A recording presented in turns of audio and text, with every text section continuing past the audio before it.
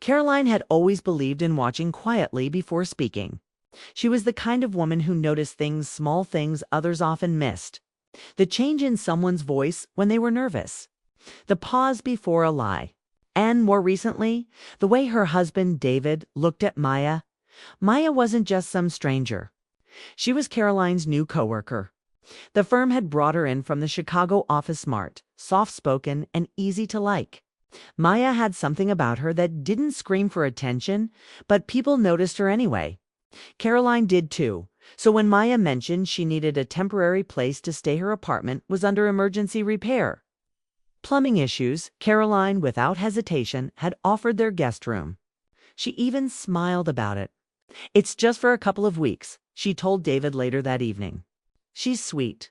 You'll like her." And David did. Maybe too much. The first night Maya came over with her suitcase, David was helpful, kind. He lifted her bag with a quiet charm that Caroline had always loved.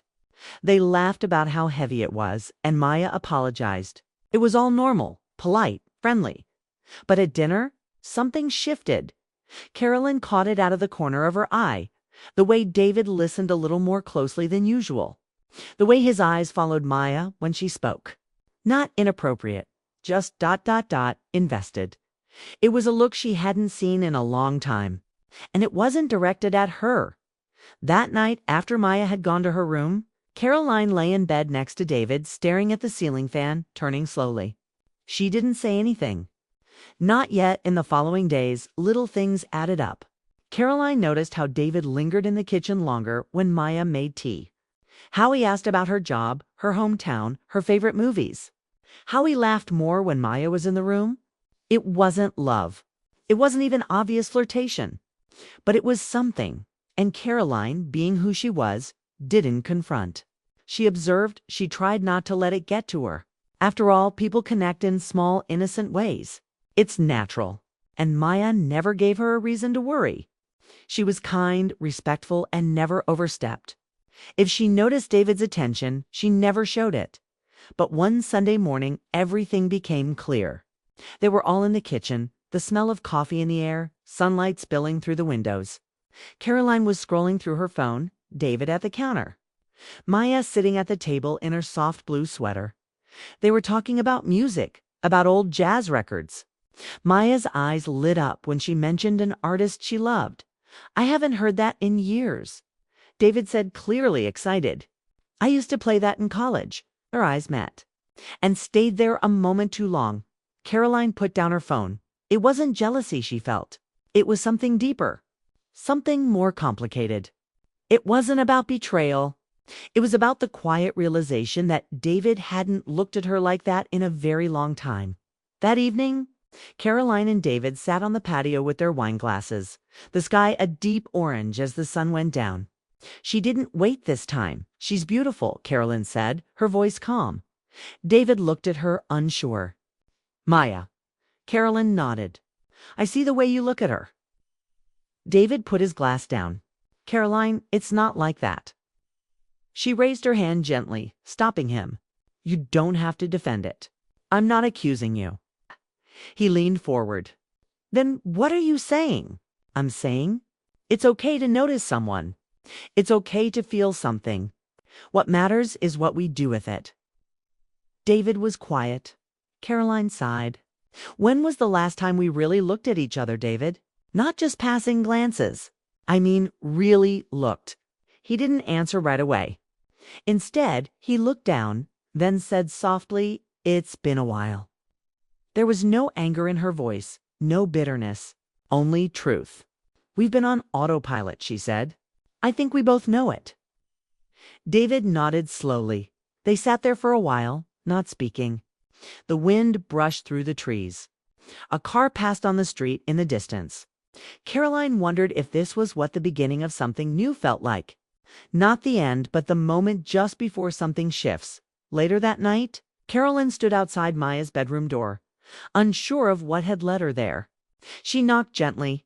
Maya opened the door, surprised. "Can we talk?" Caroline asked. "Of course." They sat on the edge of the bed, the room dimly lit by a bedside lamp. Maya looked nervous. Caroline smiled softly. I'm not here to ask anything of you. I just want to say, I've seen how close you and David have become. Maya's face turned pale. Caroline, I swear. No. She interrupted, calm and clear. You haven't done anything wrong. But I've seen it, and I think you have too. Maya lowered her gaze. I'm not angry, Caroline said, but I believe honesty can make space for healing, for growth, for whatever comes next. Maya finally looked up. What does that mean? It means I don't want silence between any of us. I don't want suspicion. If there's something here, whatever it is, I'd rather understand it than pretend it doesn't exist. Maya's voice was quiet. I never meant for this to happen. No, Caroline said. And I don't think you even know what this is. None of us do. But that doesn't mean we can't name the shift. Caroline stood. Let's take the pressure off. Let's be honest. That's all I'm asking. And with that, she left Maya's room. Later that night, she curled into bed next to David. He turned to her, surprised. Did you talk to her? He asked. I did, she replied. David was silent. Carolyn rested her head on the pillow. I'm not sure what's happening between the three of us. But I think we owe it to ourselves to talk about it. To face it together. David let out a breath. That scares me. It scares me too, she admitted. But I'd rather walk through it with my eyes open than lose something in the dark. David reached out, gently taking her hand. I don't want to lose you. Then don't, she whispered. In the quiet, they lay still. The distance between them a little smaller than before. In that moment, Caroline didn't know what the future held. She only knew that something had changed. And sometimes change doesn't mean destruction, it means discovery. She didn't have answers, but she had courage, and sometimes that's where love begins again. After that night, something in the house felt different. Not uncomfortable, but quieter, as if all three of them were waiting to see who would speak first. Caroline continued with her routine early mornings, black coffee, short walks around the neighborhood. Maya kept to herself more, clearly unsure of how to navigate the new tension that had grown between her, David, and Caroline. And David? He was present, but thoughtful, watching, waiting, reflecting. Caroline didn't regret what she had said. She had opened the door to honesty, not to create drama, but to make space for truth. Still, truth had its own weight, and it now sat gently on every shared meal, every passing glance in the hallway, every word spoken at the dinner table. 3 days after the conversation with Maya, Caroline came home early from work. The house was quiet. She heard soft voices coming from the living room. She paused at the corner of the hallway, not to eavesdrop, but to feel the moment. David and Maya were sitting on the couch. It's a few feet apart, but their body language spoke volumes. Maya was nervous, her hands folded tightly in her lap. David sat forward, elbows on knees, his tone calm. I don't know what to say to her, Maya said quietly. You don't need to explain yourself to me, David replied. She's not mad. She's trying to understand it. Maya exhaled. I don't even understand it. Caroline stepped into the room then, choosing presence over silence. You don't have to understand everything right now, she said gently. None of us do. They both looked up, surprised but not startled. Caroline walked over and sat in the armchair across from them. I know this isn't a normal situation, she said, voice steady. But life doesn't always play out in straight lines. Sometimes feelings surprise us. That doesn't make them wrong, Knit, just makes them real. Maya looked down. Caroline, I didn't come here with any intention. I admire you. I admire your marriage. Caroline smiled slightly. I believe you. That's why I trust you. David finally spoke. What do we do now? There it was, the real question. Caroline thought for a moment. We stop pretending. No games, no guessing. If there's something that needs to be said, we say it. To each other. Always. Maya looked up. Do you mean talk about this as a group? Caroline nodded. If we're going to live under the same roof for now, we need clarity. The days that followed were full of cautious honesty. Not dramatic confessions, but small, real conversations. One by one, they peeled back the layers of silence that had formed. David admitted he'd felt unseen lately, not unloved, but unnoticed. Life had gotten busy. The spark he once felt with Carolyn hadn't gone away, but it had dimmed under the weight of routine and time. Meeting Maya hadn't created something new. It had reminded him of something that had been missing. Maya, on her end, said she had felt drawn to the ease she felt around David not because she wanted something inappropriate, but because it was rare to meet someone she could talk to that openly, and Carolyn. She admitted she had sensed a distance growing for months. She had chosen not to confront it sooner because she had been afraid of what it meant. But now, sitting across from both of them, she realized fear had kept her in silence. And silence had cost her more than she realized. One night, the three of them cooked dinner together. It was almost normal chopping vegetables. Laughter slipping through the cracks of tension. Music playing softly in the background. After dinner, David offered to clean up. Maya went to her room. Carolyn stayed behind and joined David in the kitchen. "I meant what I said," she told him, drying a plate. "I'm not angry." "I know," he said, stacking dishes. "But I still feel like I've failed you somehow." Carolyn looked at him. "You didn't. We both stopped showing up. You emotionally. Me emotionally and physically. We let the comfort of routine replace effort." David leaned against the counter. "I never wanted anything to happen. But something did." She nodded slowly. "It doesn't mean we've lost. It means we've reached a crossroads." David looked tired. "So which way do we turn?" Caroline smiled sadly. "That's what we figure out together." Later that evening, Maya knocked on Caroline's door. She stood there quietly, almost hesitant. "I just wanted to say thank you," she said softly, "for being graceful when you had every right not to be." Carolyn invited her in. "You don't have to thank me. I'm just trying to lead with truth. That's all I have left." Maya sat on the edge of the bed. "I think I need to move out soon. Not because of pressure, just because I don't want to be in the middle of something that's clearly still healing." Caroline understood. But part of her also felt something new, something she hadn't expected. Peace. This strange, emotional chapter hadn't destroyed anything. It had revealed what had been broken long before Maya entered the picture. And now they were slowly learning to repair it, not by pushing away the discomfort, but by learning from it. 2 days later, Maya packed her things. Caroline helped her fold clothes, and David carried the suitcase to the car. There were hugs. No tears, just gratitude. As the car pulled away, Carolyn turned to David. "Do you still feel something for her?"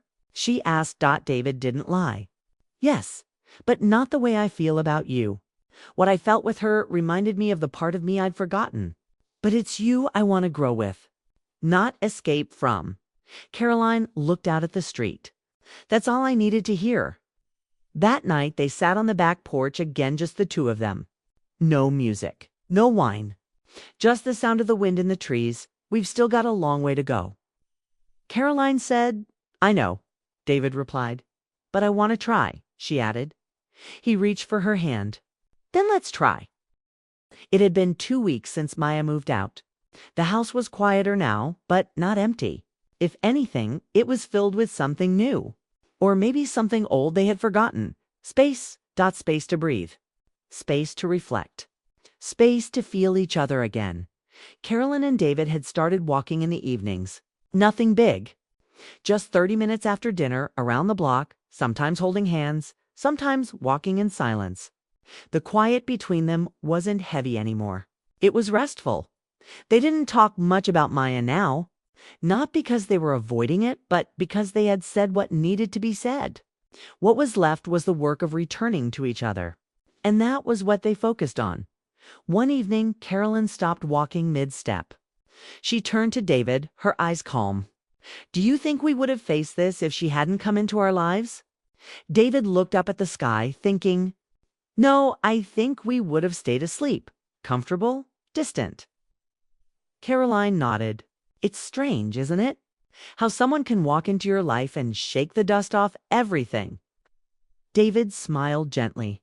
She woke me up. But you brought me home. They kept walking. At night, they started cooking together again. They laughed at burned toast, argued over recipes, and turned the kitchen into a place of connection rather than routine. It wasn't perfect, but it was theirs again. Some evenings, Carolyn found herself replaying those weeks Maya lived with them. Not with regret, but with curiosity. She wondered what Maya felt now if she had found a new apartment. She thought about David, if she missed the little corner of life they had all briefly shared. But those thoughts didn't bring sadness anymore. Just understanding that one night they sat on the living room floor surrounded by photo albums. Old birthdays, family vacations, blurry Christmas mornings. Caroline picked up a photo from 10 years ago. The two of them smiling in the sun, holding hands, nothing fancy. Just simple joy. Do you remember this day? She asked. David looked over. Of course. That was the trip to Seattle. We got rained on 5 minutes later. She laughed. And you kept trying to eat that soggy sandwich. He grinned. And you've kept telling me I was stubborn. I still do. Their laughter softened into something quiet and sweet. I miss them, she said. Who?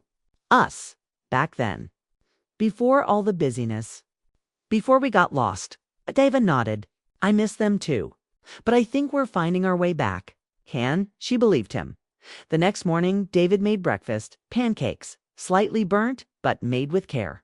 Caroline sat at the table, sipping coffee, watching him. He looked different now. Not new, not changed. Just awake. You know, she said, people would probably think we were crazy for how we handled everything. He looked at her. Do you think we were? She shook her head. No, I think we were honest. And I think that saved us. He came over and sat beside her. It did. Over the following weeks, they kept rebuilding not just the relationship, but their home. They repainted the living room, cleaned out the basement, even started a small garden in the backyard. Caroline joked it was their version of therapy. Sometimes they stumbled. There were still moments of doubt, quiet insecurity, even brief sadness. But they talked about it. For the first time in years, they didn't pretend to be fine when they weren't. And that honesty, though sometimes painful, was healing. One Saturday afternoon, they invited a few friends over for dinner. Laughter filled the house. Caroline caught herself smiling more. David watched her, proud. There was no Maya in the room, no shadow hanging in the air. Just life moving forward. Later that night. After the guests had gone and the dishes were done, Caroline stood by the kitchen window. Looking out at the backyard, David came up behind her, wrapping his arms around her waist. You were glowing tonight, he whispered. She leaned back into him. It felt good. It felt normal. He kissed the top of her head.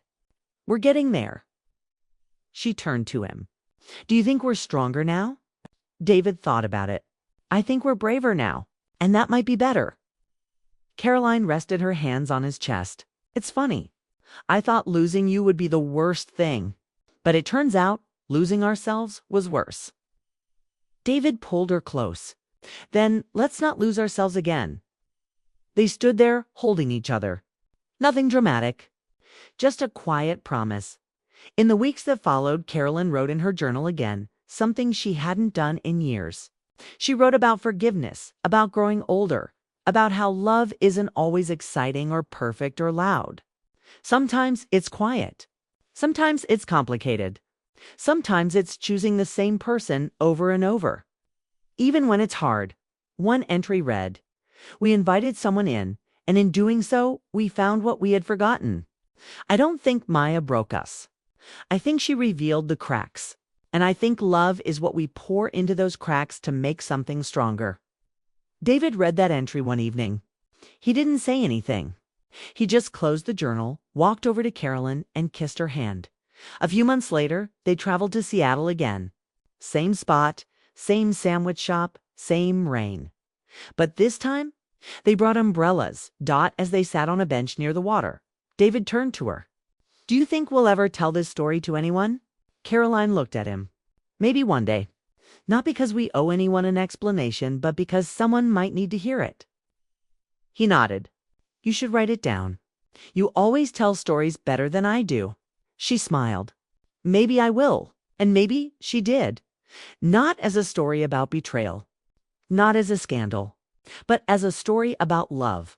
How it drifts. How it returns. And how sometimes it takes a stranger walking in the front door to remind to people how much they still want to stay.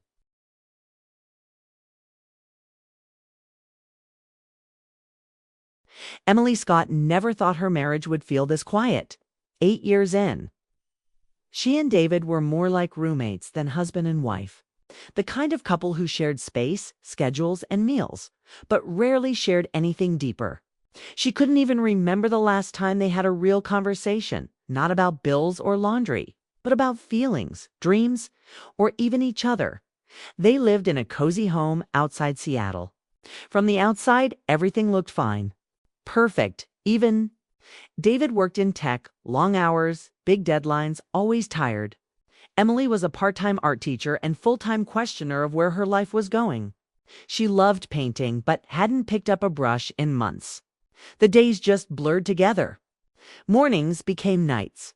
Love became routine. And then, one quiet Sunday morning, as rain tapped softly on the windows, David said something that didn't make sense, not at first.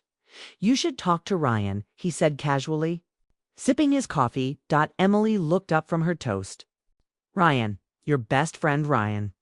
David nodded. Yeah, I think you two would get along. He gets it. Gets what? This, he said, gesturing between them. This space. This silence. He went through something similar after his divorce. I think he could help. Emily stared at him. She wasn't sure if he was being kind or careless. You want me to talk to your best friend about our marriage? I trust him, David said. And I trust you. That should have been comforting, but it wasn't. It felt strange to open, too easy. But at the same time, there was something honest in the way David said it. He wasn't angry. He wasn't blaming her. He was simply done trying. Later that day, Emily found herself looking up Ryan's number. They had met a few times over the years, birthdays, game nights, barbecues. He was tall, quiet, thoughtful, a photographer. Divorced 2 years ago, no kids. He had always seemed kind, but distant. A man who kept most of his thoughts tucked away behind calm eyes. She hesitated before sending a message. Hey, Ryan. David suggested we talk. I'm not even sure why. But if you're open to it, maybe coffee. The reply came quickly. Sure, I'd like that. Tuesday. Tuesday came faster than expected. They met at a quiet cafe downtown, the kind with soft lighting and warm wood tables. Emily arrived early, unsure of what she was even doing. She hadn't been alone with another man like this since college. Not like this. Not with this energy. Ryan arrived on time, wearing a simple black jacket and a calm expression. Emily, he said, smiling gently. Good to see you. They ordered drinks, sat down, and for a while, they just talked. Not about love or marriage or David, just about life. Art, his recent photo project. Her students. The weather. But under this surface, there was something else happening. A comfort, a pull. A kind of stillness that felt oddly alive. He didn't look at his phone once. He looked at her and he listened. Really listened.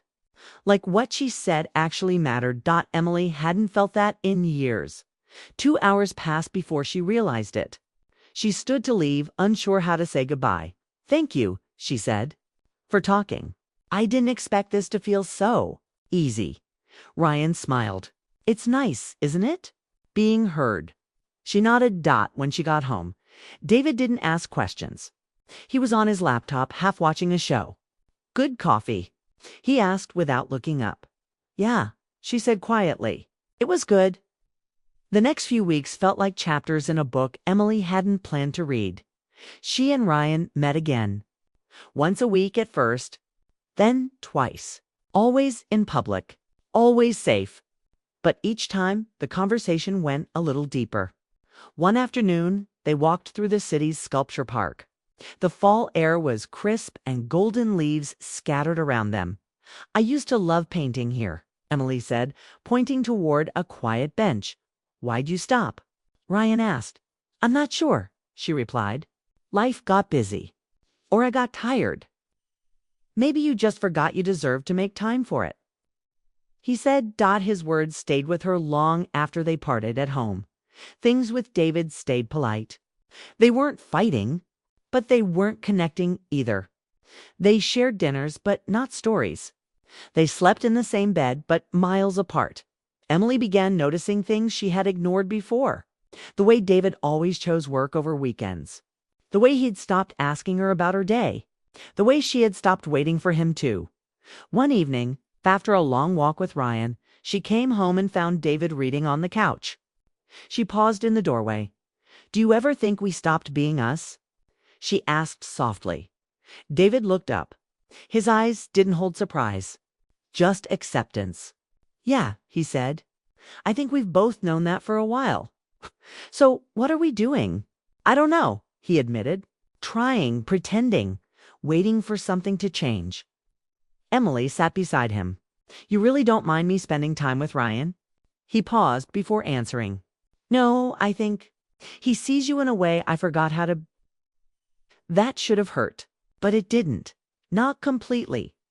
Because it was true. One night after a visit to Ryan's studio, something shifted. He showed her his latest work, portraits of strangers full of emotion. Sadness, joy, longing. Each one captured something silent but powerful. She stood in front of one photograph, a woman alone at a train station. Eyes full of quiet heartbreak. She looks like she's waiting for someone who's not coming. Emily said, or maybe she already knows they're not. Ryan replied. Emily turned to him. Is that how I look to you? Ryan stepped closer, eyes steady. No, you look like someone trying to remember who she is. Their eyes met, and in that moment everything between them was clear. Unspoken, but understood. They didn't cross the line. But they were standing on it. Emily left without saying much. She didn't sleep that night. Not because she felt guilty, but because for the first time in years, she felt awake. The next morning, David made coffee and they sat at the table like they always did. But something was different. I think we need to talk, Emily said. David nodded. I know. Neither of them cried. There were no raised voices. Just quiet truth between two people who had stopped being partners long before they realized it. Emily didn't know what would happen next. With her marriage. With Ryan, with herself. But for the first time in a long time, she was ready to stop pretending. And maybe ready to start again? The days after Emily and David's quiet conversation didn't bring any loud decisions, but everything felt different. Their routine remained the same. Coffee in the morning, polite questions, short dinners, but underneath, something had cracked. It wasn't anger or betrayal. It was silence finally being acknowledged. The kind of silence that had lived in their marriage for years. David didn't ask where. Emily was going in the afternoons anymore. And Emily stopped explaining. There was no confrontation. Just space, open and strange. She saw Ryan more often now. Sometimes they walked by the lake. Sometimes they sat in his studio, surrounded by his black and white portraits. He never pushed, never asked for anything more than conversation. But every time she was with him, she felt something that had been missing in her life for too long. Attention, presence, and a strange, peaceful understanding. One afternoon, she found herself laughing, really laughing, at something Ryan said about his dog, who had recently torn up his couch. The sound surprised her. She hadn't heard her own laughter like that in years. Ryan smiled at her, eyes soft. You're beautiful when you forget to hold everything in, he said gently. Emily looked away, heart beating a little too fast. I'm not used to being seen, she said. You've always been seen, he replied. Just not by the right eyes.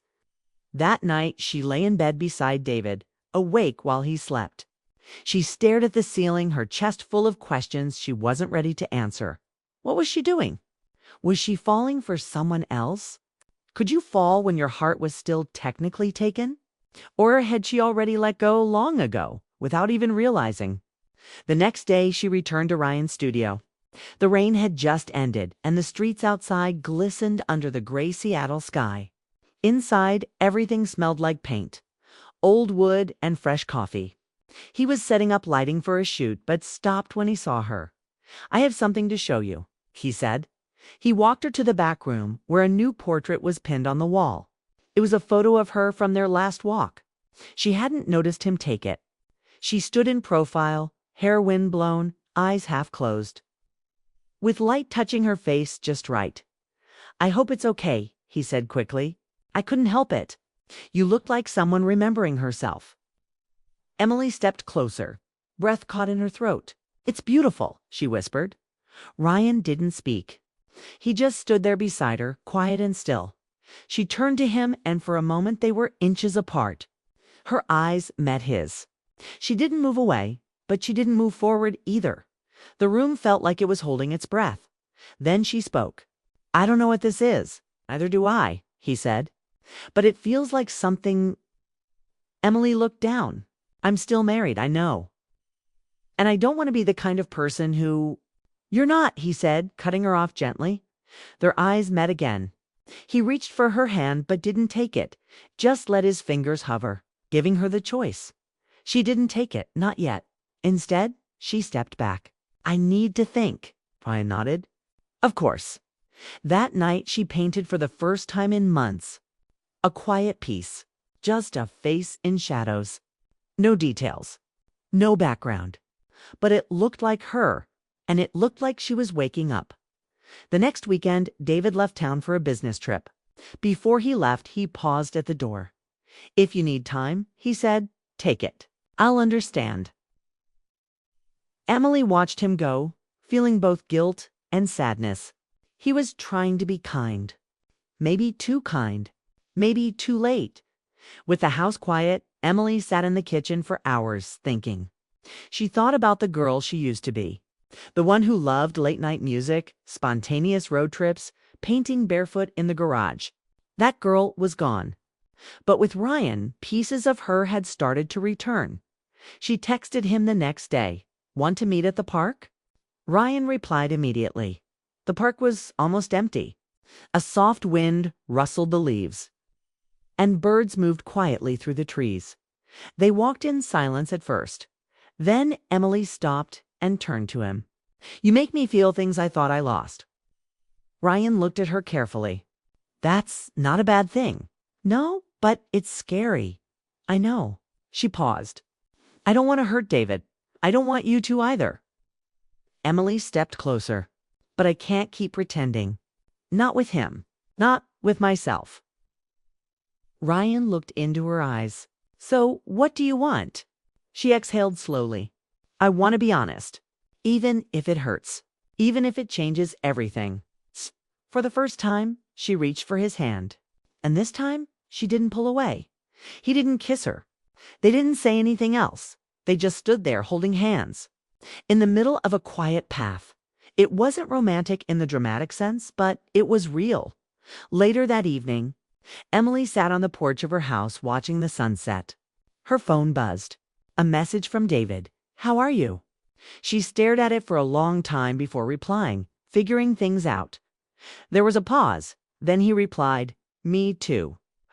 She felt her heart ache, but also, strangely, settle. This wasn't about betrayal. It was about truth. And truth was messy, but necessary. The following week, Emily met with David in the living room. No tension, no coldness, just two people who had shared a life, now sitting with the truth between them. "I think I'm not the same person you married," she said. David gave a sad smile. "I think I'm not either." "I care about you," she continued. "But I don't think we've been happy for a long time." He nodded. "I know." She reached across the table, not to hold his hand, but to offer respect. "I'm sorry. So am I." There were no tears. Just acceptance. Some endings didn't come with drama. Some just arrived. Softly, like the closing of a familiar book. Emily didn't run into Ryan's arms. She didn't rush into anything. She moved slowly, carefully. But she painted again. She laughed again. And she allowed herself to be seen not as a wife or someone's second choice, but as a woman rediscovering her life. Ryan remained patient. He didn't press. He didn't chase. He simply stayed a quiet presence. It's a gentle reminder that not all connections are mistakes. Some are just waiting for the right moment. After the quiet, honest talk with David, Emily felt a strange calm settle over her. It wasn't relief or joy. It was something more complicated. The kind of calm that comes from knowing the truth, even if it's hard. David left for a few days on another business trip. This time, Emily didn't feel lonely. She felt free. Free to think, to breathe, to figure out who she really was without the weight of pretending. She and Ryan kept meeting, but it wasn't rushed or forced. There was no need. They shared their days, their hopes, and their fears in easy conversations over coffee. Long walks and quiet dinners. Ryan was patient with her. He didn't push for more than she was ready to give. And Emily liked that. She liked feeling seen, but on her own terms. One afternoon, Ryan invited her to a photography exhibit he was helping organize. It was small but beautiful portraits of real people caught in moments of truth. As they walked through the gallery, Emily stopped in front of a photograph of a woman standing alone on a cliff, looking out over the ocean. The wind pulled at her hair and dress. "She looks strong," Emily said. Ryan nodded. "And a little scared." Emily smiled softly. "That's how I feel sometimes." Ryan looked at her with understanding. "It's okay to be scared. It means you're alive." That night, Emily went home and sat at her painting desk. She opened her brushes and started to work. This time, the colors were bright and bold. The strokes were confident. She painted a woman standing at a cliff's edge, hair flying in the wind. Eyes full of hope and fear all at once. She didn't think about David or Ryan. She thought about herself. David called her the next day. His voice was quieter than usual. Double quotes, "Emily, can we talk?" "Really? Talk?" She agreed. They met at a small cafe near her house. No pressure, no expectations, just two people trying to understand what was next. "I've been thinking a lot," David said. "About us. About what we want." Emily nodded. "Me too. I don't want to hold you back," he said. "If you need space, time, or something else, I want you to have it." Emily took a deep breath. "I don't know what I need yet." "Neither do I," he replied. "But I want us both to be happy, even if that means apart." It was one of the hardest things Emily had ever heard, but it was also the kindest. They smiled at each other, a smile full of understanding and sadness. They weren't enemies, just two people who had loved, grown apart, and were learning to let go. Emily's relationship with Ryan grew slowly, naturally. They didn't rush into labels or promises. Instead, they shared moments, quiet mornings with coffee, long talks about art and dreams, comfortable silences where words weren't needed. One evening, Ryan took her to a quiet beach just outside the city. The sky was painted with colors of sunset, pinks, oranges, and deep blues. They sat on the sand, watching the waves roll in. Emily felt peaceful in a way she hadn't in years. Ryan turned to her. "I don't want to rush anything," he said, "but I want to be here for you, if you'll let me." She looked at him, her heart full but cautious. "I want that too." They didn't hold hands or make promises that night. They simply sat together, two people finding a new kind of connection. Weeks passed, and Emily felt herself healing. Her conversations with David became easier. They still talked sometimes, checking in, sharing memories with gentle smiles. It wasn't easy, but it was real. One afternoon, David invited her to his new apartment, a fresh start for him. She saw the man he was becoming, quieter, more thoughtful, and accepting of change. Emily realized she was growing too, not just out of her marriage, but into a new version of herself. She wasn't the woman who had felt lost and invisible. She was someone learning to be brave. Ryan surprised her one rainy evening with tickets to a gallery opening downtown. It was a big event, with artists and guests filling the space as they walked through the exhibit. Emily felt nervous but excited. She stopped in front of a large photograph. Her own portrait from Ryan's latest project. The crowd around her admired the photo, a woman with eyes full of stories, pain and hope. Ryan squeezed her hand gently. "You're ready to be seen." Emily smiled, tears in her eyes. She had come so far from the woman who felt invisible in her own life. Later that night, as they left the gallery, Ryan looked at her and said softly, "Whatever happens next, I want you to know I'm here. For you, not to replace the past, but to share the future."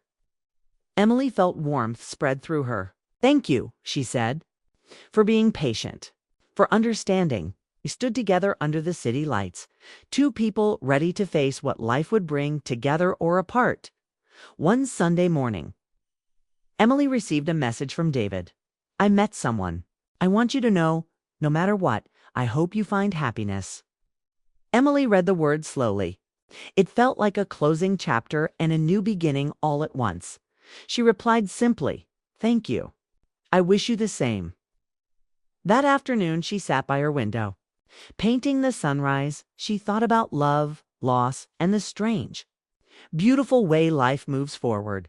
Sometimes it asks us to let go. Sometimes it offers a chance to start again.